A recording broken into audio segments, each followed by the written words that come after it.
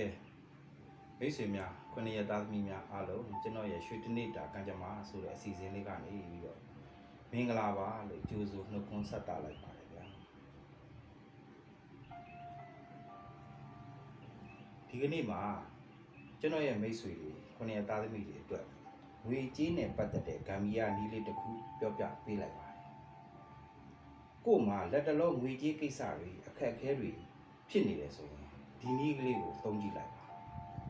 တကယ်အဆင်ပြေသွားအောင်မြင်သွားမယ့်နည်းကလေးဖြစ်ပါတယ်။ဘာလို့ရမလဲဆိုတော့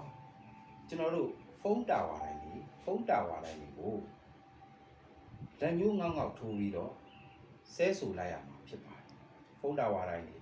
နေရာအနှံ့ပြားမှာရှိပါတယ်။အဲ့ဒီဖုန်းတာဝါတိုင်းကိုလက်ညှိုးငေါက်ထိုးပြီးတော့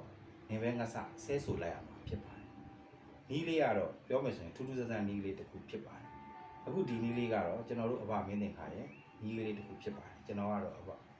ကျွန်တော်တို့ဆရာစင်အောင်ဒီစီကတဆင့်ပြန်ပြီးတော့လက်ဆင့်ခံရရှိခဲ့တဲ့နည်းလေးတစ်ခုဖြစ်ပါတယ်ကဲအခုဒီနည်းလေးကိုအသုံးပြုပြီးတော့လက်တလောဖြစ်နေတဲ့ငွေကြေးကိစ္စတွေအဆင်ပြေအောင်မြင်သွားကြပါစေဗျာဆက်လက်ပြီးတော့တရက်စာကံကြမ္မာလမ်းညွှန်လေးကနေပြီးတော့လည်းစနစ်တကျတွက်ချက်လို့ပြောပြပေးလိုက်ပါတယ်ဒီကနေ့မှာခရီးစဉ်နဲ့ပတ်သက်တဲ့ကိစ္စတွေခရီးသွားလာရေးကိစ္စတွေအလုပ်နေရအိမ်နေရအပြောင်းအရွှေ့နဲ့ပတ်သက်တဲ့ကိစ္စတွေအဆင်ပြေအောင်မြင်မဲ့နေ့ဖြစ်ပါတယ်ဒီကနေ့မှာတစ်ခုသတိထားရမှာကတော့ရွှေငွေအဖိုးတန်ပစ္စည်းတွေပျောက်တတ်ပြတ်တတ်ပါတယ်ဗျာဒီနေ့တနေ့ဒါကံကောင်းစီမဲ့အရာတွေကတော့အစိမ်းရောင်အဖြူရောင်ငွေရောင်တို့ဖြစ်ပါတယ်ဒီနေ့တနေ့ဒါကံကောင်းစီမဲ့ကဏ္ဍတွေကတော့တိကဏ္ဍရှစ်ကဏ္ဍနှစ်ကဏ္ဍတုံညကဏ္ဍတို့ဖြစ်ပါတယ်ဒီနေ့တနေ့တာကံပွင့်လက်ရွှင်စေဖို့အတွက်ဆိုရင်ကိုယ့်ရဲ့အိမ်ဖျားမှာပဲပတ်မှုကလေးတစ်လုံးစွန်းတော်အဖြစ်ကတ်လှူပေးပါဗျာ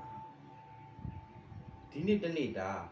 ကိုယ့်ရဲ့လုပ်ငန်းဆောင်တာတွေအဆင်ပြေအောင်မြင်စေဖို့အောင်ဓာတ်ရစေဖို့အတွက်ဆိုရင်လည်း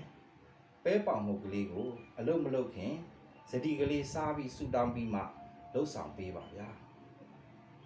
ကဲကျွန်တော်ရဲ့မိတ်ဆွေများအားလုံးတနေ့တာကံကောင်းလက်ရွှင်ခြင်းများကိုပိုင်ဆိုင်ပြီးလိုရာဆန္ဒများပြည့်စုံကြပါစေဗျာ